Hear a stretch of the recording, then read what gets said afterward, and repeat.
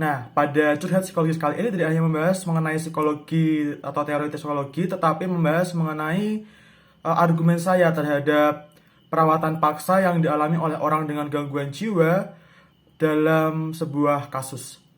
Nah, kasusnya ialah terdapat 3 penyintas orang dengan gangguan jiwa yang ketiganya ini menolak pemberian obat antipsikotik dari pihak rumah sakit dan juga dari dokter yang telah merujuknya. Nah, hingga pada kasus ini sampailah ke jalur hukum, di mana pada akhirnya pengadilan memutuskan untuk mengembalikan pihak itu ke masing-masing pribadi. Pertama pada pihak rumah sakit dan dengan pertimbangan dari penyintas ODGJ tersebut, tetapi pengadilan tetap menolak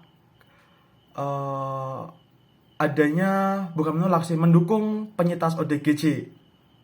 Nah, pada kesempatan ini argumen saya ialah tidak setuju dengan adanya perawatan paksa.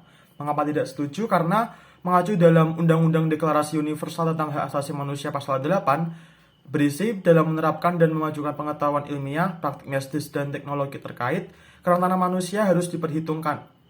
Di situ, individu dan kelompok kerentanan khusus harus dilindungi dan integritas pribadi individu tersebut harus dihormati. Nah, mengacu dalam sebuah riset jurnal Tenaga Kesehatan Rumah Sakit oleh Muhammad Wirasto Ismail tentang perlindungan hukum orang dengan gangguan jiwa di rumah sakit jiwa mengatakan bahwa orang dengan gangguan jiwa ini memiliki payung hukum untuk untuk menolak adanya pemberian obat ataupun juga menerima tindakan medis oleh pihak rumah sakit. Dalam jurnal tersebut, pada pasal 70 tentang hak ODGJ, setiap pasien sakit jiwa memiliki hak untuk yang pertama mendapatkan pelayanan kesehatan jiwa di fasilitas kesehatan yang mudah dijangkau. Yang kedua, mendapatkan pelayanan kesehatan jiwa sesuai dengan standar pelayanan kesehatan jiwa. Yang ketiga, mendapatkan jaminan atas ketersediaan obat psikofarmaka sesuai dengan kebutuhannya. Yang keempat, dan ini menjadi poin yang paling penting, memiliki hak untuk memberikan persetujuan atas tindakan medis yang dilakukan terhadapnya. Lalu yang kelima, ada mendapatkan informasi yang jujur dan lengkap tentang data kesehatan jiwa ODGJ termasuk tindakan dan pengobatan yang telah maupun yang akan diterimanya dari tenaga kesehatan dengan kompetensi di bidang kesehatan jiwa. Dan yang keenam, mendapatkan perlindungan dari setiap bentuk penelantaran, kekerasan, eksploitasi, serta diskriminasi. Yang ketujuh, mendapatkan kebutuhan sosial dengan tingkat gangguan jiwa. Dan yang terakhir, mengelola sendiri harta benda miliknya dan atau yang diserahkan kepadanya. Nah, dalam poin yang penting tadi itu, terutama poin keempat dan kelima, mendapatkan informasi yang jujur dan lengkap tentang pengobatan yang akan diterimanya dan memberikan persetujuan atas tindakan medis yang dilakukan terhadapnya, maka dengan argumen saya yang menolak adanya perawatan paksa sangat-sangat didukung oleh adanya pasal ini. Mengapa? Karena orang dengan gangguan jiwa memiliki hak untuk memberikan persetujuan. Jadi kalau dia tidak setuju, ya seharusnya dan sealangkah baiknya pemberian obat antipsikotik tidak dilanjutkan atau diberhentikan. Terus juga ada alternatif pengobatan yang lain yang akan saya jelaskan berikutnya. Lalu dia juga berhak menerima informasi yang jujur mengenai obat yang akan diberikan, mengenai dampaknya, dan mengenai apa-apanya, dan pasti itu tetap diberikan oleh dokter sebagai kode etik kedokteran. Nah, karena sudah mendengar dalam kasus tersebut, orang dengan penyintas ODGJ itu makanya menolak karena mengetahui informasi yang jujur sesuai dengan hukum yang berlaku dalam pasal 70 tentang hak ODGJ. Lalu berikutnya, argumen saya yang menolak adanya perawatan paksa ini didukung dengan adanya pasal 148 ayat 1 tentang Undang-Undang Kesehatan, bahwa penderita gangguan jiwa mempunyai hak yang sama sebagai warga negara.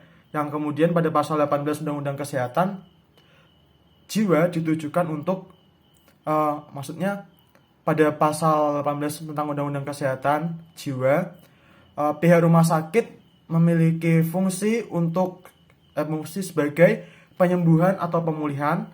Yang kedua, mengurangi penderitaan. Yang ketiga, mengendalikan disabilitas dan mengendalikan gejala penyakit. Jadi pihak rumah sakit memiliki keempat fungsi tersebut yang perlu diberikan kepada penyintas ODGJ. Lalu dalam sebuah artikel yang saya baca pada hellosehat.com tentang penyakit mental, penyembuhan yang dapat dilakukan terhadap orang dengan gangguan jiwa terdapat dua hal, yakni psikoterapi dan atau menggunakan obat-obatan. Obat-obatan itu ialah antidepresan, anti-anxiety, antipsikotik, dan penstabil mood. Jadi dalam penyembuhan orang dengan gangguan jiwa ini bisa dengan keempat obat ini atau salah satunya, atau juga dengan menggunakan psikoterapi. Jadi mengacu pada hak orang dengan gangguan jiwa tentang kesehatannya, yang pertama memberikan persetujuan atas tindakan medis yang dilakukan terhadapnya dan mendapat informasi yang jujur dan lengkap tentang data kesehatan jiwanya, termasuk tindakan dan pengobatan yang telah maupun akan diterimanya. Sangat mendukung argumen saya untuk menolak adanya perawatan paksa. Jika memang penyintas tersebut tidak ingin menggunakan obat antipsikotik, maka terdapat alternatif lain, yakni dengan psikoterapi, karena ODGJ memiliki hak untuk memberikan persetujuan. Kalau dia tidak setuju, kita harus menghormatinya. Dan sebagai wujud kita untuk mendukung adanya martabat manusia. Begitulah argumen yang saya sampaikan, bahwa saya menolak dengan tegas adanya perawatan paksa yang diterima oleh penyintas ODGJ. Sampai jumpa di kesempatan berikutnya. See you.